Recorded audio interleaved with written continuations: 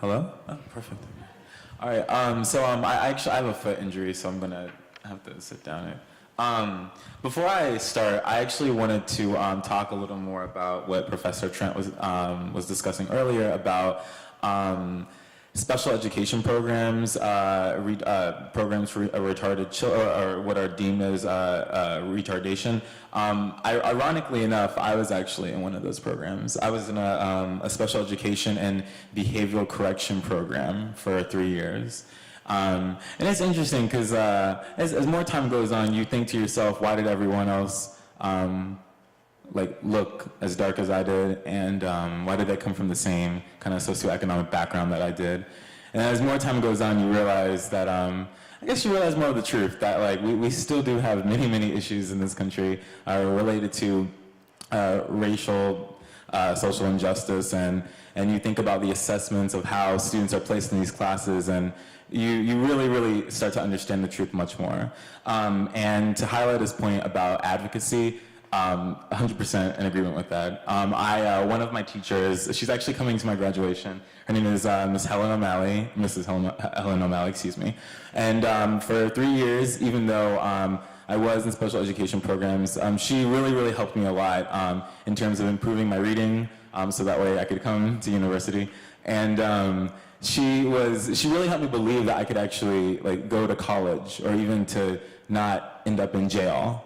So unlike oftentimes the self-fulfilling prophecy for many black men, young black men, that you'll either end up on drugs or end up in jail or incarcerated or whatever it may be. So teacher advocacy is a huge, big proponent of that. It really does make a big difference. So for any teachers or educators out there, please never give up on your students. Please don't. Here at UVA, I'm here to talk a little bit about activism. I didn't do any research or anything. I haven't done published PhDs or anything like that. I'm still under that. I got involved in activism here at UVA for different reasons. One of the ways I was introduced to the world of activism was through my peer advisor, LaShonda, when I was a first year. Outside of being a peer advisor, LaShonda was also heavily involved in LGBT organizations, and I learned a great deal from her about social activism, as well as making strong, positive impacts here on grounds, as well as on a national scale.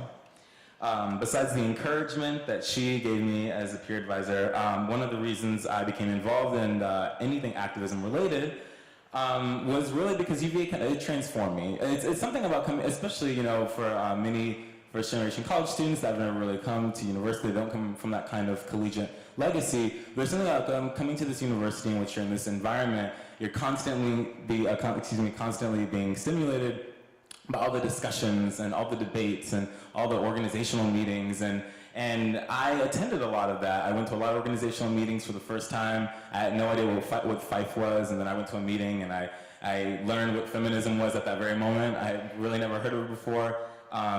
There was just, either whether it was organizational meetings, whether it was discussions, I really, really used that as an opportunity to learn more about what was happening in the world, as well as here on grounds.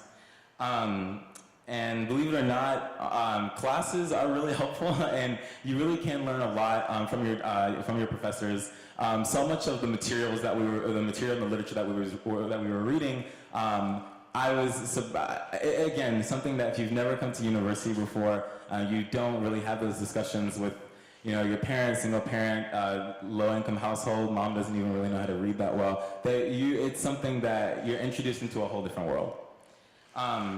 So since being here at UVA, I've worked with different organizations and initiatives on grounds, as well as internationally. I've been active in LGBT organizations like Minority Squared, along with organizations promoting diversity initiatives like the Organization of African Students, the Office of African American Affairs, La Casa Bolivar, which is the Spanish language house, and what was previously called the Latino Student Union. On a global scale, I've had the opportunity to work with NGOs abroad. One of them was Africa y su Diaspora, which was an Afro-Argentine human rights organization that was working in the Black rights movement in Argentina. And additionally, I interned with El Centro Cultural de Hispanohablantes de Amsterdam, as an ESL teacher, and it was a cultural center for Spanish-speaking immigrants, some of which were in exile, it was a cultural center for them to help in terms of integration and to help to find jobs in Northern Europe. During my first year, when the activism spirit was kind of growing within me, I did a few different events to kind of get more involved. I did a presentation on human rights violations in LGBT communities in North and Sub-Saharan Africa for the Organization of African Students. And additionally, a few years later, during my third year, I did a presentation with a fellow student about racism in international soccer leagues and for the Organization of African Students as well. Additionally, I co-coordinated two fabulous events here at UVA. One was through Minority Squared, which was a forum on the topic of discriminations and political obstacles that LGBT African Americans face. Later, I co-coordinated UVA's Transgender Day of Remembrance with another transgendered student. And it incorporated a photo exhibit, performance art, as well as a roundtable discussion about plights and sociocultural themes related to transgenderism as well. On a personal level, I think that peer mentoring programs and organizations are absolutely phenomenal. UVA is a diversifying institution that's incorporating a multitude of backgrounds. For many of us, we're first-generation college students trying to strengthen a legacy within our own families. And having mentoring programs is a way to help students continue to be successful and prosper here at UVA.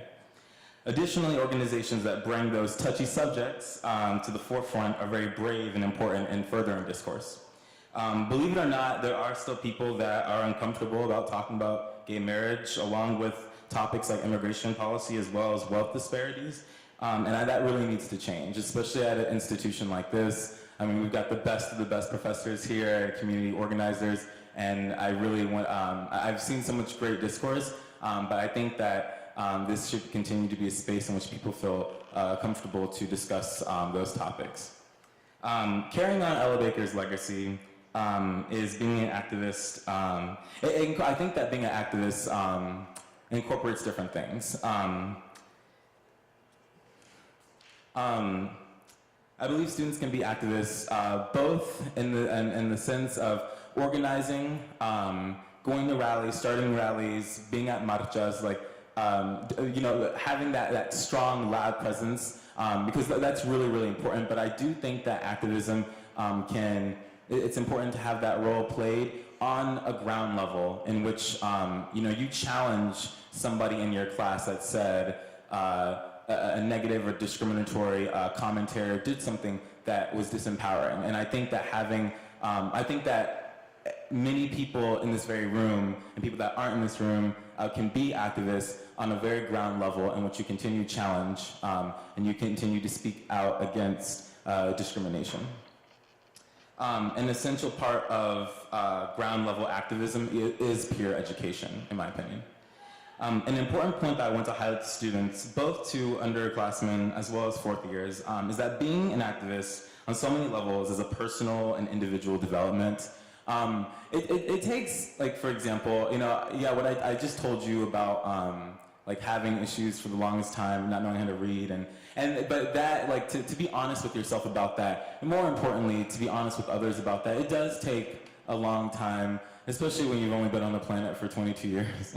So it's really important to essentially, I think activism is about, not to sound corny, but in discovering yourself and kind of figuring out what makes you passionate, what pisses you off, or what makes you happy, or what puts tears in your eyes. And you can make the choice to act on that or not.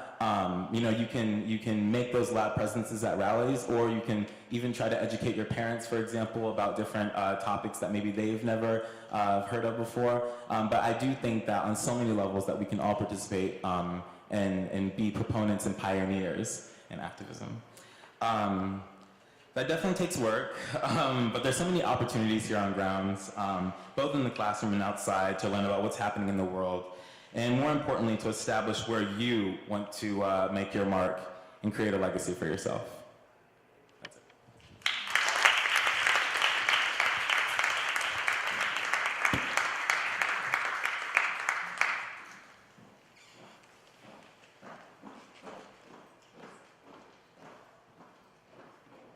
Hello. First of all, I am so humbled by the fact that I'm sitting on this panel with such brilliant, brilliant people. Thank you for having me, Karina, my orientee. But anyway, so I was asked to talk to y'all about my experience on grounds with activism in my very short but wonderful 4 years here. So starting at orientation, it's instilled in our minds that this is a place of tradition. From the honor system to streaking the lawn, it seems that these traditions were here since the beginning of time. However, since the beginning of the university's history, we've also broken traditions which at one point became outdated. But it was activists, those that swim against the current, that got us to change our ways. And it was these agents of progress that allowed for the first African-American, Gregory Swanson, to enroll in the law school in 1950, and the first woman to be accepted in the college in 1970. Slowly but surely, we swayed away from our hostile, rigid ways, and we became a more welcoming place. And I think this year in particular is a testament to that. It was a very exciting year for student activists on grounds. The Living Wage campaign, after meticulously building its case for the past 14 years, pushed their cause forward. Students with dire courage and initiative placed their health on the line that they're so passionate about. Students underwent a hunger strike, some up to 13 days. There were about 26 total hunger strikers and more than 100 solidarity fasts. And this is where we see intersectionality here on grounds. We had LSA, BSA, all the minority organizations come together and really support this cause. We had major media outlets like the Huffington Post, the Washington Post, even the Chicago Sun-Times come and cover the story. And really, it was very moving to see all these students come together against something that they thought was ultimately wrong. And I remember sitting in a meeting where a student complained that the rally was too loud and that the BOV was meeting and how could they see these riots. To which I responded, "Are you serious? Because that's what a rally is supposed to be." But then I realized something, that this school doesn't know social activism like UC Berkeley or a lot of the other campuses do. But that doesn't mean that there aren't student activists here. Students around grounds were fascinated by this topic. Everyone was talking about it, in support, against it. Students were discussing the issue thoroughly. On grounds there were dialogues, lectures, seminars going on about the strike. Conversations occurred, people were being educated, and many like myself jumped on the bandwagon and we spread the word. The hunger strikers, though exhausted, hungry, emotionally taxed, took the responsibility as members of our community to stand up and speak for those who had been marginalized by the policies of the university administration. And these students were able to bring the issue to the table. Another instance where I experienced student activism, which occurred a little over a week ago, and it's probably the most influential moment in my career as an undergrad, was when I was walking out of Old Cabell Hall after a lecture series given by Student Council, and I overheard these chants going on around Alderman. They were so loud that a friend and I decided to go check it out because we even thought something could have possibly been wrong. So we went and saw a sea of people chanting, "We are Trayvon." And never in my life had I seen a crowd so riled up, especially at this university. And they walked to the rotunda, and my friend and I joined in. We put our heads down, we said a prayer, and the organizers spoke. And they were at a loss for words because they hadn't never seen this turnout by students for anything. And they asked us to not forget what happened that night, because it seems that sometimes students get preoccupied with their life at the university and miss out on the social issues that are going on outside of the academical village. But then the most amazing thing happened. A 70-year-old man with a white beard that held up a sign saying "Justice for Trayvon" spoke.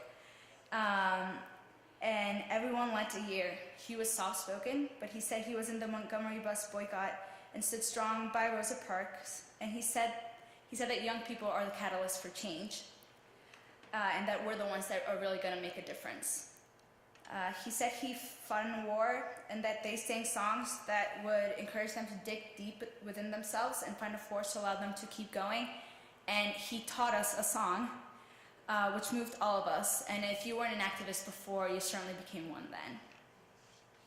I think Ella Baker, a native of Virginia, an educator, an activist, a leader, and one of the nation's greatest community organizers who worked tirelessly to better the living conditions and opportunities of those less fortunate, would be proud of the students here at the university. But she would also see the potential to do more. As I leave grounds to join other Teach for America core members in Atlanta to combat education inequality, I'm excited for the movements that have begun here on grounds and encourage you to also support these groups. Just by attending them, you're helping out a lot. So thanks again. Thank you.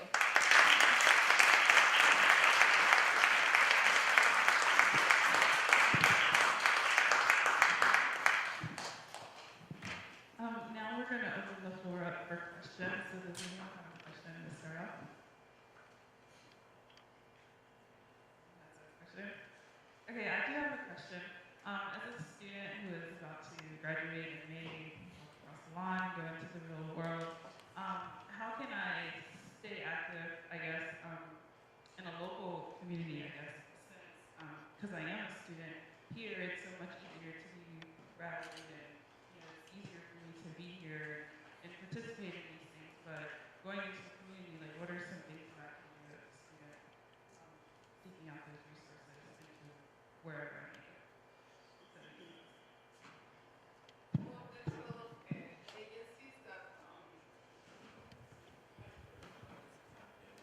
Well, there is a lot of agencies that needs assistance. There's always a website, Volunteer at United Way, when you can go and our volunteer director will put you in the place where you're going to enjoy your time volunteering. Also, we have, we place people to do internships. So if you're interested, give us a call, but it's always, do always something that you really want to do. Don't try to be with children if you don't like children. So. I'll respond to that. I think that it's all about, paying attention to where you are. So whatever neighborhood you live in, whatever community you live in, if you are talking to the people around you, I mean, as long as you're not sealed off in some little bubble, just, on Facebook. And I don't take anything away from Facebook, but as long as you're in communication with the people around you, you will see that there are needs around you. And if you have a heart to do something about it, then, that is your challenge, and your call is to just figure out what you can do to help. I mean, the way that I ended up getting elected to office in Charlottesville was basically, I moved into a neighborhood, an African-American neighborhood traditionally.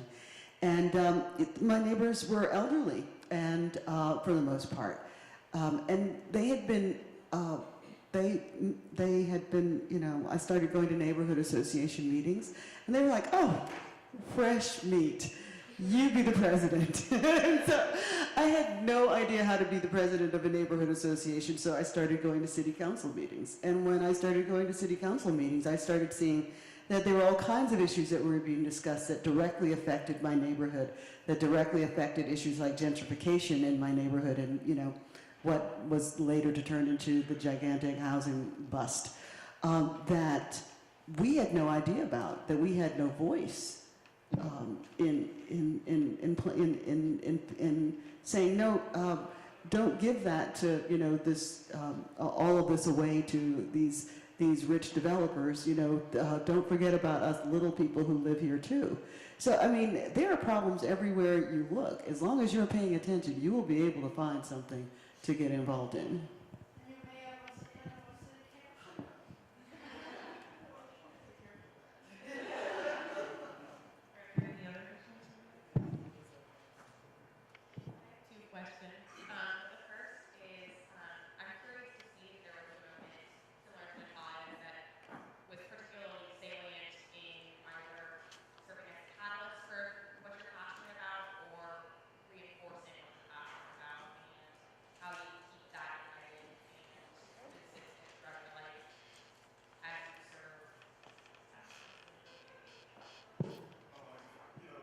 one of the things that I think one of the key times for me was when, as I spoke about, when I look back on my life and my education and realized what would have happened to me if I had stayed at that first elementary school, what possibly could have happened to me.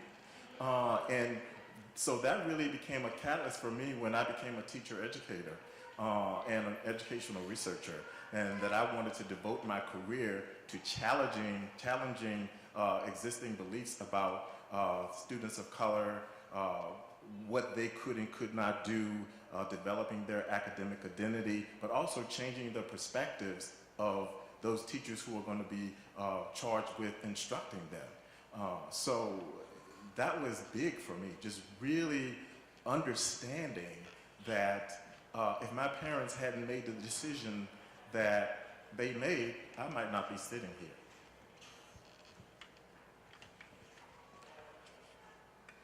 I want to just say that not so much about what got me interested or what made me passionate is that one thing that you have to be very aware of, and I think that Ella Baker and many of the people of that generation were very aware of this, was the danger of burnout.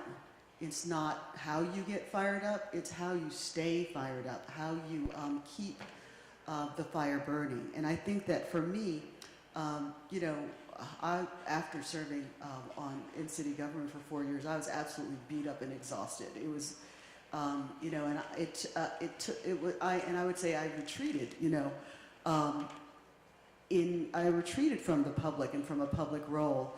And the thing that I have come, and it's been almost 4 years, the thing that I've come to understand is that it's not what you're fighting against, it's what you're fighting for. If you're always oriented in a posture of, against, of hatred, of, anger, of, that is incredibly depleting to your spiritual and your personal energy. So that is why in my remarks I talked about the importance of love, because we have to, be conscious of the thing that we are trying to preserve, and do that from a place that is open as much as possible, that is, and of course, that makes you vulnerable, but that is the energy that brings people to you, and that is the energy that that creates the community, that is the thing that protects you and keeps you going. So I just wanted to say that. So I haven't lived as long as they have, but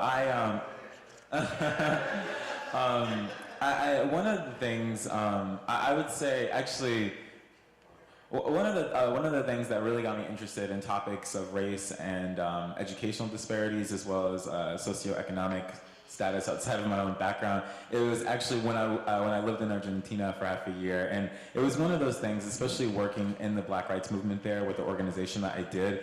I'm a Black American guy who is in a country that's 97% white, and it was quite the experience to the images of poverty that you saw on the street were people that were oftentimes darker. And to be assumed to be from poverty, anytime you walked inside of a store, anytime you talked to somebody, it was one of those things that you think about your own nation and you're like, I noticed some similarities. So I definitely think that having that experience, ironically enough, being away from the United States, helped me and kind of reinforced the racial realities of our own nation, as well as in our own backyard here in Charlottesville. So I definitely think that experience really transformed me in that aspect, to continue to be more involved in organizations that promote diversity as well as empowerment for African descendant communities throughout the Western Hemisphere. And as I mentioned before, throughout the Western Hemisphere, we post-colonial societies, oftentimes the poorest people are the darkest people. So I wanted to highlight that.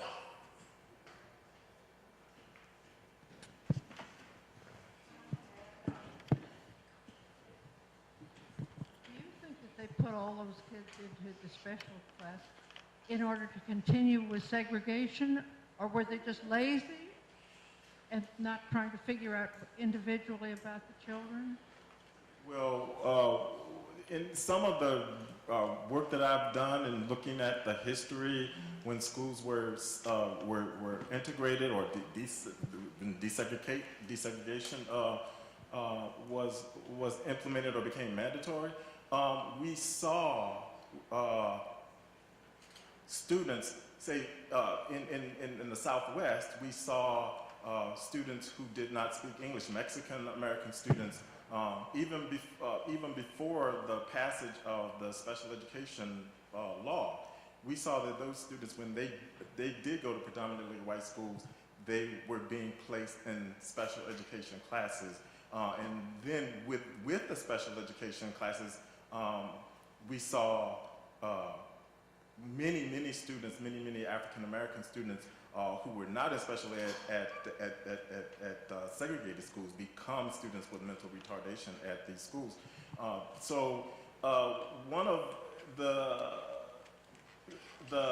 the things that we have to look at is that with segregation, with integration, we placed many African American students in cultures that were microcosms of the larger society. All right? So we don't have enough discussions about that. So you place students in situations where there are no black teachers, or if there are, once they were going to school where there were all black teachers, all of a sudden they're in schools where there may be one or two teachers who have these assumptions about them in terms of what it is that they can and cannot do. And when that is getting back to the whole issue of the individual efficacy and the collective efficacy, when the collective beliefs within a culture are that students cannot do, they cannot grow, they cannot develop, they cannot learn, then students begin to feel that. They begin to internalize that. And that is where their academic identity begins to decay. So once again, I'm not saying, there are students who, African American students who have organic, disabilities, chromosomal abnormalities, Down syndrome. Those students need special education. They need those services. But there are so many African American students who are placed in these programs, and there's really no organic, biological, no reason.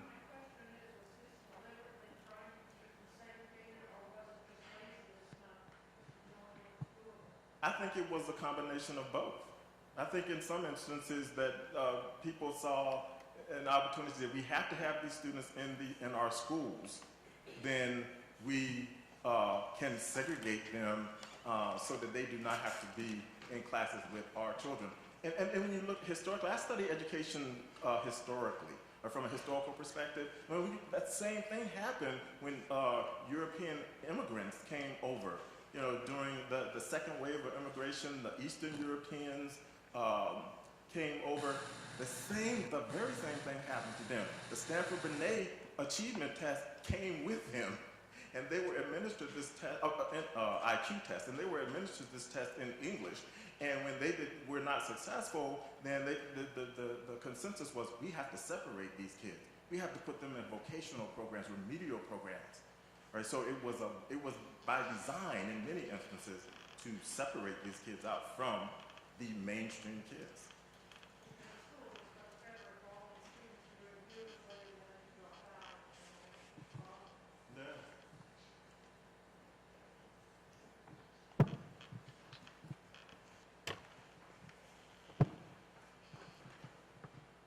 Professor Hamilton, I really liked what you said about unifying our visions and seeing every facet of oppression and not just focusing on one thing.